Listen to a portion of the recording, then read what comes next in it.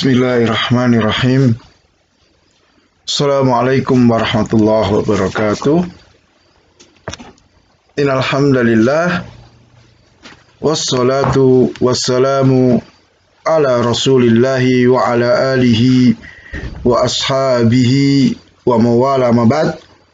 Anak-anakku yang berbahagia, semoga kalian tetap mendapatkan kesehatan, taufik, dan semangat untuk terus mempelajari agama ini.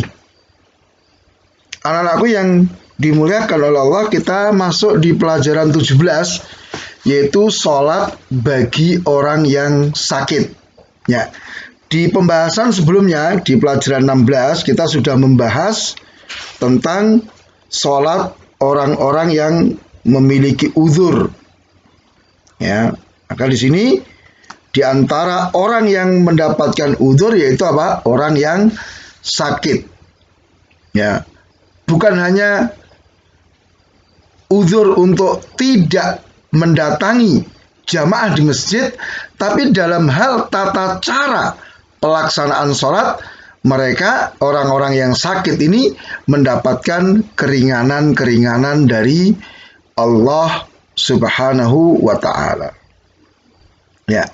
Kita lihat Rasulullah mengabarkan kepada kita, idza maridal abdu aw safara kutiba lahu mithlu ma kana ya'malu muqiman sahihan.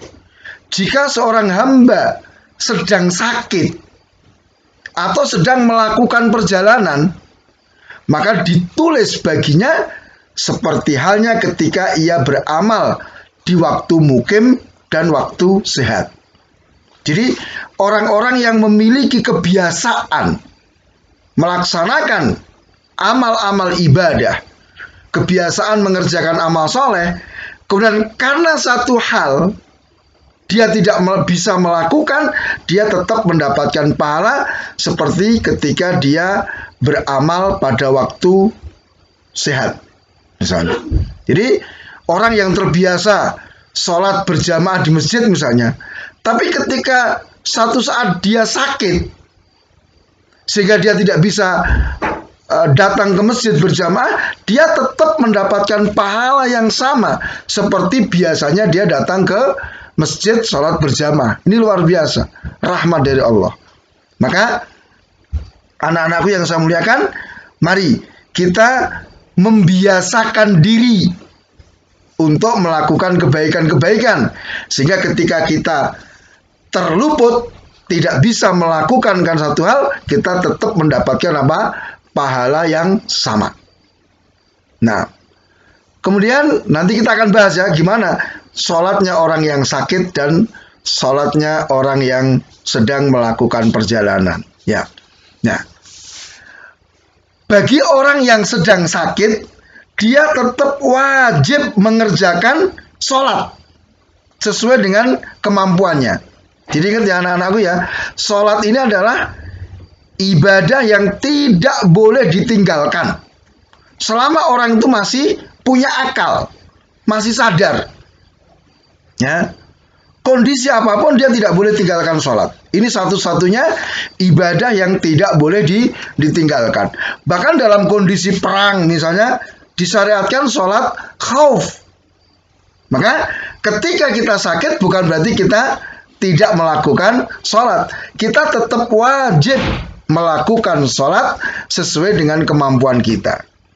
Ya, di dalam mengerjakan sholat, orang yang sakit tidak boleh meninggalkan syarat. Syarat sholat misalnya apa? Berwudu, ya, bertayamum, menghadap kiblat, ya kan? Itu. Juga tidak boleh meninggalkan rukun. Ya, seperti menghadap ke arah kiblat, kemudian takbiratul ihram, membaca Fatihah dan yang lainnya. Ya, sudah kita bahas. Dan juga tidak boleh meninggalkan hal-hal yang diwajibkan dalam sholat. Hendaknya dia kerjakan itu semua, syarat rukun dan wajibnya sholat sesuai dengan kemampuannya. Jika dia tidak mampu, maka gugur kewajiban tersebut. Misalnya orang tidak mampu karena sakit, dia tidak mampu bertoharoh, maka gugur kewajiban untuk bertoharoh. Sehingga dia kerjakan sholat sesuai dengan keadaannya.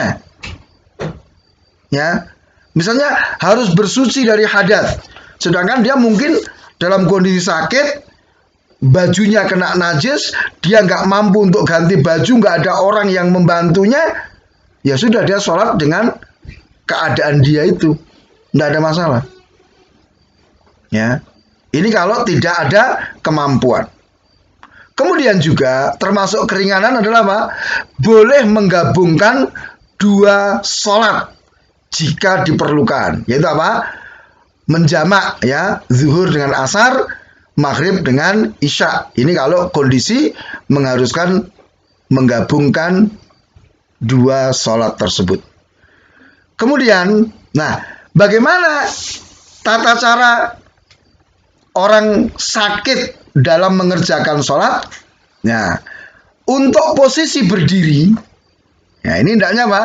Kita kalau masih mampu sholat dengan berdiri. Ini termasuk rukun kemarin. Kalau tidak mampu, hendaknya dia sholat dengan duduk. Tidak mampu dengan duduk, berat, maka silakan dia sholat dengan berbaring miring. Miring menghadap ke arah kiblat. Berarti apa? Kepalanya di utara. Kalau di sini. Kemudian kalau tidak mampu dengan miring, miring juga sakit, berat, silakan dia sholat dengan telentang. Sholat dengan telentang. Ya kalau bisa telapak kakinya menghadap ke arah kiblat. Tapi kalau nggak mampu, silakan sholat dalam keadaan apapun. Nah, nih jadi hukum asalnya sholat itu kan dengan berdiri nih. Ya, kalau nggak mampu silakan dengan duduk. Ini duduk bersila. Ya, kalau dia di kursi, silakan dia duduk di atas kursi. Kemudian miring, ya berbaring miring seperti ini. Ini berbaring telentang. Ya, nanti bisa dilihat ya. Itu caranya. Jadi jangan karena sakit terus nggak sholat. Kemudian ketika ruko, maka ruko dengan memberikan isyarat badan sesuai kemampuan. Jadi badannya ikut memberikan isyarat. Kalau nggak mampu, silakan dia berisyarat dengan kepalanya. Jadi misalnya ruko ketika kita sholat dengan duduk ya sambil kita membungkuk. Kalau nggak mampu membungkuk, kepala kita memberikan isyarat. Ya, kepala kita menunduk. Kalau ya sholat dengan duduk bersila, maka dia bisa memberikan isyarat dengan badan untuk kepala sesuai dengan kemampuannya. Nah, ini kita lihat gambarnya. Ruko itu kan seperti ini asalnya ketika kita sehat. Ya kan?